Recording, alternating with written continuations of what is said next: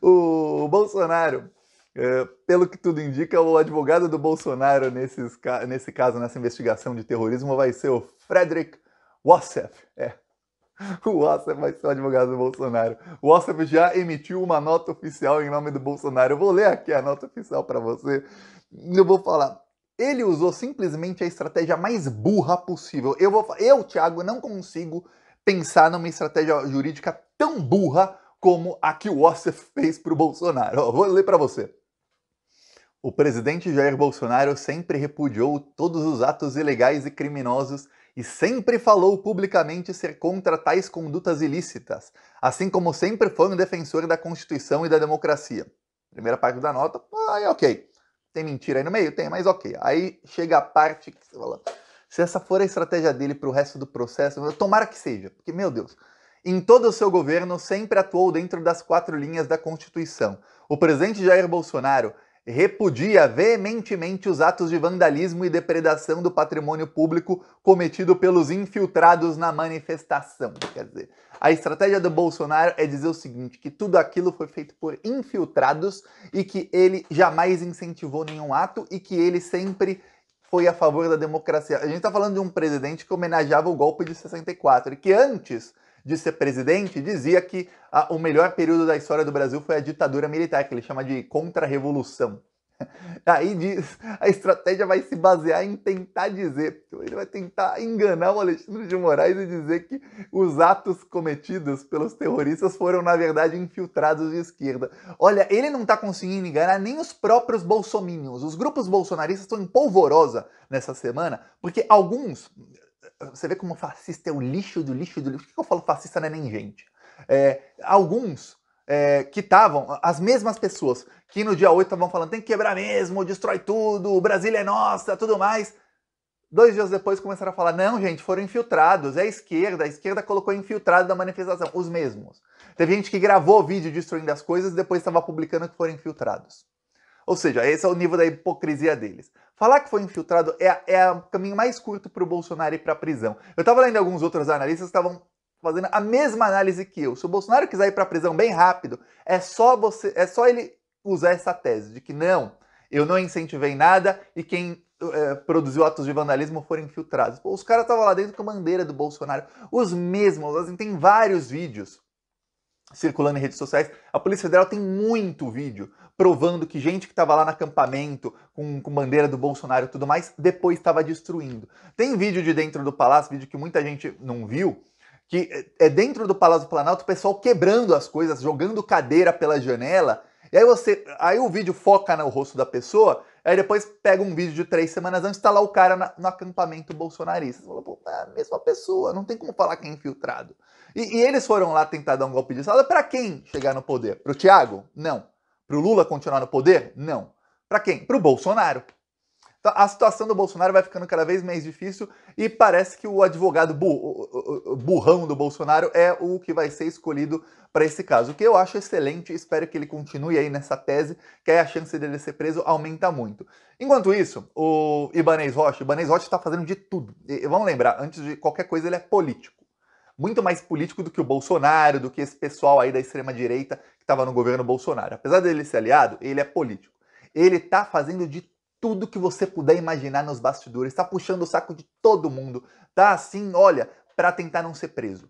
Eu cheguei até a falar, faz 3 dias, eu fiz um post no Twitter, olha, porque tem muitos rumores eu comecei a escutar de que o Ibanez ia ser preso a qualquer momento. Eu até cheguei a twittar, olha, o Alexandre de Moraes só tá esperando o STF referendar o afastamento do Ibanez e o Ibanez vai ter a prisão decretada assim como Anderson Torres. Se você me segue, você não viu esse post, porque menos de 1 hora depois eu pensei, eu falei, na minha opinião, não. Quem tá achando isso, até alguns analistas estavam falando isso, tá errado. O Ibanez ele é político e ele já mostrou, no próprio dia 8, ele gravou um vídeo, ai, desculpas Lula, mil desculpas, tentando se safar. E ele tá nos bastidores tentando. Então eu não acredito que ele seja preso tão cedo. Eu, Thiago. Pode ser que seja. Às vezes eu falo que não, o cara é preso. A gente fala, Thiago, você é otimista. Não, eu falo o que acontece. Nesse caso e com muitos outros, eu sou até pessimista. Acho que o cara não vai ser preso, acaba sendo. Tá. Por quê? Porque o Ibanez tá tentando de tudo e ele prestou depoimento, exatamente para não ser preso. Ele se apresentou para prestar depoimento, ele pediu para depor. Falou, posso depor? Foi lá na sede da Polícia Federal e falou por 3 horas. O depoimento todo do Ibanez Rocha foi público. O depoimento foi tornado público no mesmo dia ainda. E aí, no depoimento dele, ele delata todo mundo, ele joga todo mundo aos leões, mas esse é o tipo do cara. Não é aquele cara que fala, não, eu vou assumir minhas responsabilidades aqui. Não, ele joga todo mundo. Ele jogou Anderson Torres aos leões, ele jogou o secretário interino de Segurança Pública aos leões e ele jogou generais do Alto Comando do Exército aos leões.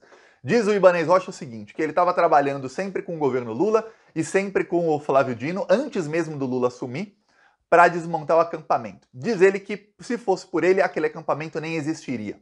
Diz ele também, o Ibanez Rocha, que no dia 29 de dezembro, isso é fato, viu? Isso é notório, isso todo mundo sabe, isso foi amplamente noticiado, inclusive com vídeos na grande mídia, que no dia 29 de dezembro, a Polícia do Distrito Federal fez um acordo com o pessoal do Quartel-General do Exército para retirar o acampamento de lá. Seja força ou não, iam retirar tudo de lá. E que no dia 29, o Alto Comando do Exército impediu. Algumas barracas chegaram a ser retiradas, mas o Alto Comando do Exército fez uma barreira e protegeu os manifestantes terroristas. Então você tem aí generais do Alto Comando do Exército que deliberadamente protegeram terroristas. Veja bem, ninguém seria preso. Eles vão tirar o acampamento e acabou, gente. Volta para casa, tchau. Ninguém ia ser preso. Aí você falava, é porque tem parentes de militares lá. Pô, e daí? E daí? São terroristas. Então, há generais no Alto Comando do Exército, que ainda são generais da ativa, que impediram aquilo. 10 dias depois, exatamente 10 dias depois daquilo, esses terroristas cometeram o maior ato de terrorismo da história do Brasil. Que foi o ataque às sedes dos 3 poderes. E, olha, teve um vaso que foi quebrado, eu dou até vontade de chorar. É um vaso da dinastia Shang, na China. A dinastia Shang foi 3.000 anos atrás. O vaso foi dado de presente para o Brasil e o vaso estava lá no museu. Um vaso vermelho, lindo. O vaso sobreviveu 3.000 anos. Quer dizer, 1.000 anos antes de Jesus Cristo nascer, aquele vaso já existia. Aquele vaso passou por inúmeras guerras. Passou pela Primeira Guerra Mundial, Segunda Guerra Mundial, passou antes disso pela Idade Média, passou por tudo que você puder imaginar da história. Não passou pelos bolsominions. Quebraram o vaso. 3.000 anos e quebraram o vaso. Esse é o nível desses terroristas.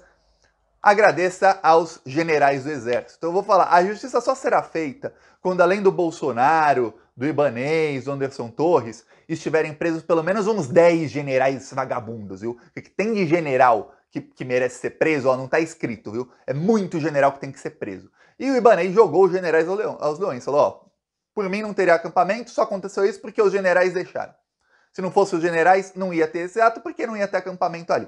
Porém, a situação do Ibanez é muito, muito difícil, assim como a do Bolsonaro. Por quê? Porque ele nomeou Anderson Torres como secretário de Segurança Pública. Não precisava ter nomeado Anderson Torres, podia nomear quem ele quisesse.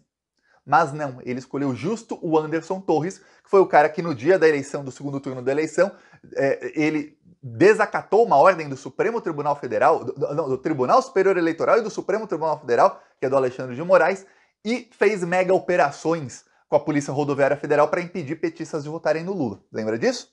Pois bem, esse cara ganhou como prêmio seu secretário de Segurança Pública do Distrito Federal e todo mundo falava, quando o Ibanez anunciou que seria o Anderson Torres, ó, ele vai ficar 4 anos tentando ameaçar o Lula, porque os bolsonaristas vão ficar ameaçando atacar o Palácio do Planalto e a Polícia do Distrito Federal não vai fazer absolutamente nada, porque vai ser o Anderson Torres, que é bolsominion, ali comandando a polícia.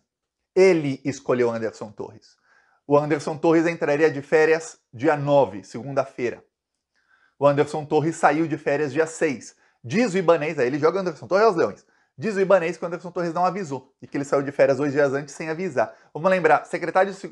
quando alguém entra de férias na segunda-feira, é normal sair a pessoa viajar logo na sexta. Mas não quando você está em cargos como secretário de Segurança Pública, ministro de Estado, cargos que são estratégicos. A pessoa tem que ficar até o último dia. É um cargo de plantão. Cargo de plantão, você não sai de férias 2 dias antes. Não sai. Eu usei exemplo aqui outro dia. Imagina se a Rússia ia atacar a Ucrânia se o um general ucraniano chega e fala, ó, gente, minha férias é segunda-feira, sei que a Rússia vai atacar amanhã, mas tô indo de férias, viu? Tchau, na sexta-feira.